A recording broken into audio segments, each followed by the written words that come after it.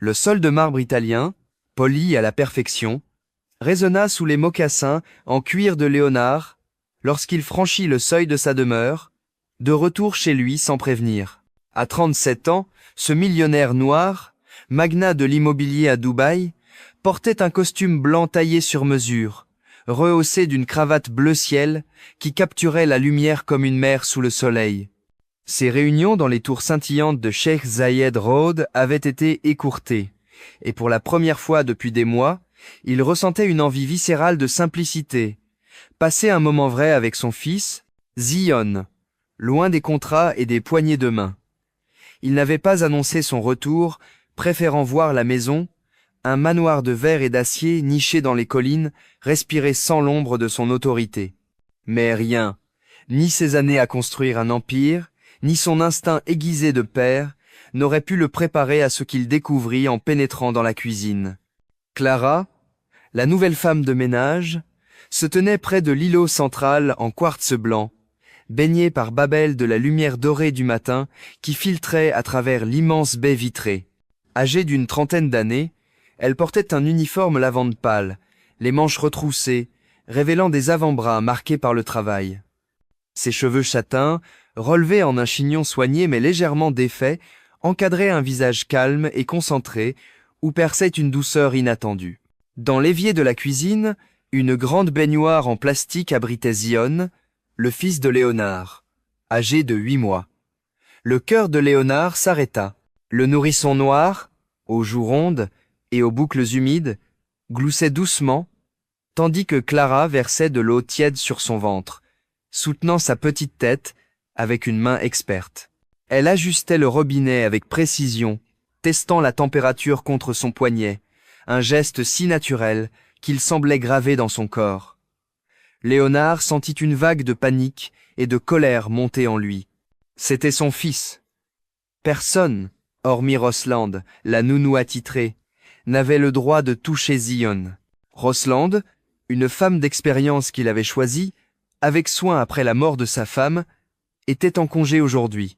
Clara, une simple femme de ménage, n'aurait jamais dû se trouver là, dans cette position. Engagée quelques semaines plus tôt via une agence pour remplacer une employée partie précipitamment, elle n'était qu'une ombre dans la maison.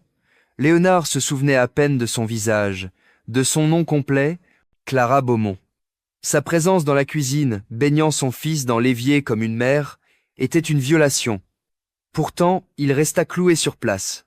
Zion, loin d'être en détresse, souriait, ses petits poings s'agitant joyeusement dans l'eau. Clara trempa un linge doux dans l'eau, fredonnant une berceuse familière, celle que chantait Amara, la défunte épouse de Léonard, morte dans un accident de voiture 6 mois plus tôt. Chaque note ravivait des souvenirs douloureux. Le rire d'Amara, son parfum de jasmin, sa manière de bercer Zion dans cette même baignoire en plastique, achetée dans un magasin ordinaire malgré leur richesse. Léonard sentit sa gorge se serrer. Clara ne se contentait pas de laver son fils. Elle le faisait avec une tendresse qui semblait ressusciter Amara. Clara souleva délicatement Zion hors de l'eau, l'enveloppant dans une serviette blanche moelleuse, ornée d'un petit lion brodé, un cadeau d'Amara. Elle serra le bébé contre son épaule, embrassant ses boucles humides et murmurant des mots doux, inaudibles. Zion, apaisé, reposait contre elle, ses yeux papillonnant de sommeil. La colère de Léonard refit surface, mêlée d'une confusion qu'il ne s'expliquait pas. Il s'avança, ses pas résonnant dans la pièce. « Que fais-tu » Sa voix claqua comme un coup de fouet. Clara sursauta, son visage blêmissant. Elle ne l'avait pas vu. « Monsieur Marshall, je peux expliquer, » balbutia-t-elle, serrant Zion un peu plus fort. « Où est Rosland » demanda-t-il, ton glacial. « En congé, comme prévu. Je pensais que vous ne rentreriez pas avant vendredi. Et pourtant, me voilà. Et toi, tu donnes le bain à mon fils dans l'évier de la cuisine, comme si tu étais sa mère. » Clara trembla, mais sa voix gagna en assurance. Il avait de la fièvre hier soir, une légère montée, mais il pleurait sans arrêt. Le thermomètre était introuvable, et je n'ai pas voulu attendre. L'eau tiède l'avait calmé la veille, Alors j'ai recommencé. J'allais vous prévenir dès que possible. Léonard ouvrit la bouche, mais les mots restèrent coincés. De la fièvre? Pourquoi n'était-il pas au courant? Il baissa les yeux vers Zion, blotti contre Clara, gazouillant doucement, en parfaite confiance. Une rage sourde bouillonnait en lui, mêlée d'une étrange culpabilité. « Je paie pour les meilleurs soins », lâcha-t-il. Des infirmières de garde, des médecins à portée de main. Toi, tu es une femme de ménage. Tu nettoies les sols, pas mon fils. Les yeux de Clara s'embuèrent, mais elle redressa le menton. Je ne voulais pas lui faire de mal, je le jure. Il transpirait, il souffrait. Il n'y avait personne d'autre. Je ne pouvais pas l'ignorer. Léonard inspira profondément, luttant pour contenir ses émotions. Mets-le dans son berceau. Ensuite, fais tes bagages. Clara pâlit, ses lèvres tremblantes. Vous me licenciez? Je ne me répète pas.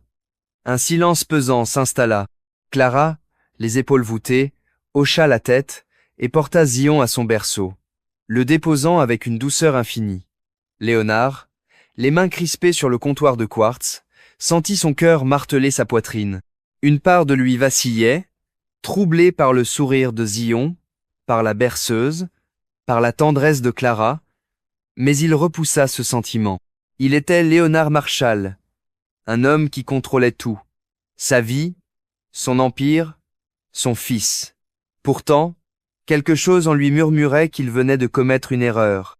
Dans son bureau, entouré de meubles en acajou et de tableaux abstraits au prix exorbitant, Léonard s'agrippait au bord de son bureau, hanté par le silence oppressant du manoir. La vue sur les collines verdoyantes, à travers la fenêtre panoramique, ne parvenait pas à apaiser son malaise. Il aurait dû se sentir maître de la situation. Il avait repris le contrôle, renvoyé une employée qui avait outrepassé ses fonctions. Mais la voix tremblante de Clara, la façon dont elle soutenait la tête de Zion, le rongeait. Il ouvrit l'application du babyphone sur son téléphone. Zion dormait, ses joues roses sous la lumière tamisée d'une veilleuse en forme d'étoile. Une sueur froide perla sur le front de Léonard, de la fièvre. Il n'y avait personne d'autre. Il ignorait que son fils était malade. Lui, qui avait juré de protéger Zion après la mort d'Amara, avait failli à son rôle. À l'étage, Clara se tenait dans la chambre d'amis, une pièce austère aux murs beiges et au lit impeccablement fait.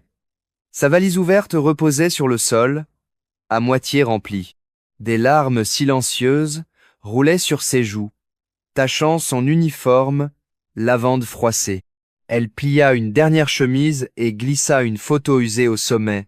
Son frère, Elijah, souriant dans un fauteuil roulant, un ballon rouge à la main. Il était mort 3 ans plus tôt, à 19 ans, emporté par une crise d'épilepsie foudroyante. Clara, alors étudiante en soins infirmiers et pédiatriques, avait abandonné son diplôme lorsque sa bourse avait été annulée et que leurs parents étaient décédés dans un accident de train. Elle avait consacré sa vingtaine à Elijah, apprenant à gérer ses crises, à lire les signes avant-coureurs, à le calmer avec cette berceuse qu'elle chantait à Zion. Elle n'en parlait jamais. Les femmes de ménage ne racontaient pas leurs blessures. Un coup léger à la porte brisa le silence. Harold, le majordome, un homme d'une 50aine d'années au visage impassible, apparut. Marshall m'a chargé de vous informer.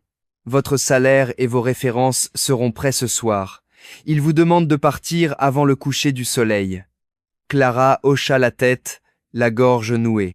Elle referma sa valise et jeta un dernier regard à la pièce, au rideau de lin beige, au miroir sans tache, puis un gémissement la figea. Zion. Ce n'était pas son cri habituel de faim, mais celui de la veille, un son aigu, inquiet, qu'elle reconnaissait trop bien. Ses pieds bougèrent avant que son esprit ne puisse l'arrêter. Elle se précipita dans la chambre d'enfant, décorée de nuages peints sur les murs et d'un mobile d'animaux marins tournant lentement au-dessus du berceau. Zion se tortillait, le front luisant de sueur, sa respiration hachée. Clara posa une main fraîche sur sa tête, le cœur battant. Non, non, petit, ça recommence. Éloigne-toi de lui. La voix de Léonard la cloua sur place. Il se tenait sur le seuil, les bras croisés, son costume blanc contrastant avec l'obscurité du couloir. Son regard était indéchiffrable, un mélange de colère et d'inquiétude. « Il ne va pas bien », dit Clara sans le regarder. « Sa fièvre est plus forte, il est déshydraté, sa respiration est difficile. Ça pourrait être une infection respiratoire. Si vous attendez, il risque de convulser. » Léonard s'approcha, son masque d'autorité fissuré par l'inquiétude. « Comment sais-tu tout ça ?»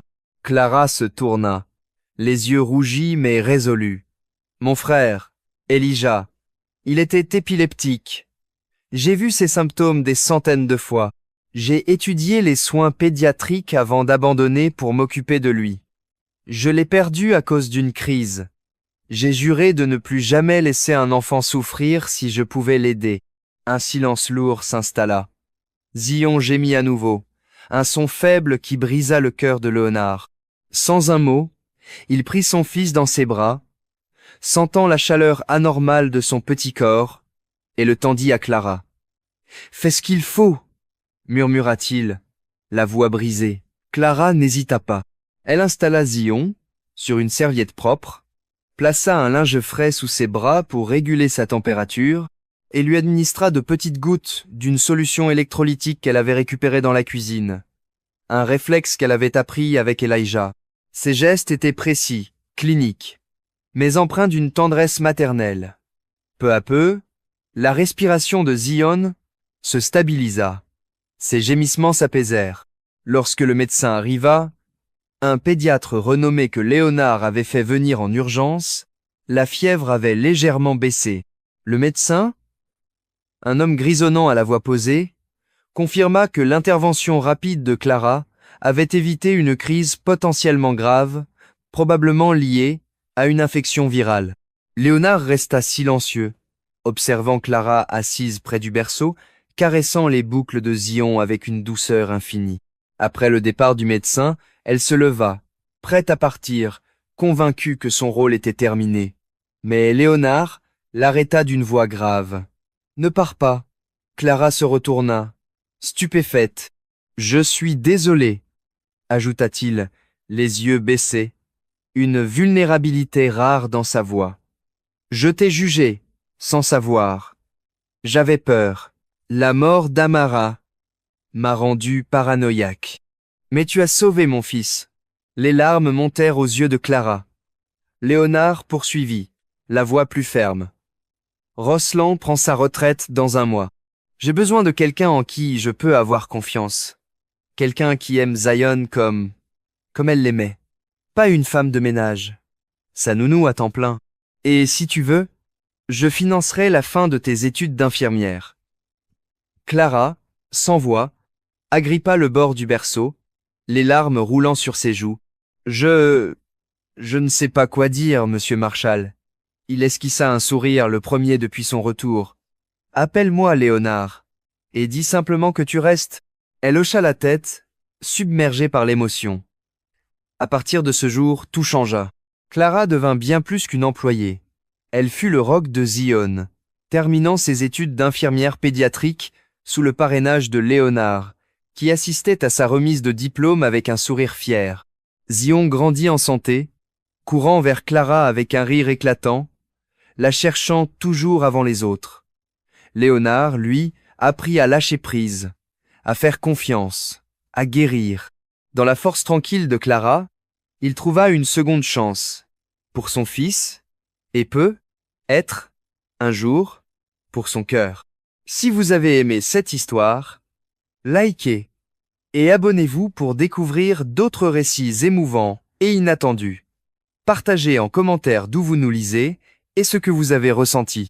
Restez bienveillants, curieux, et à bientôt pour une nouvelle histoire.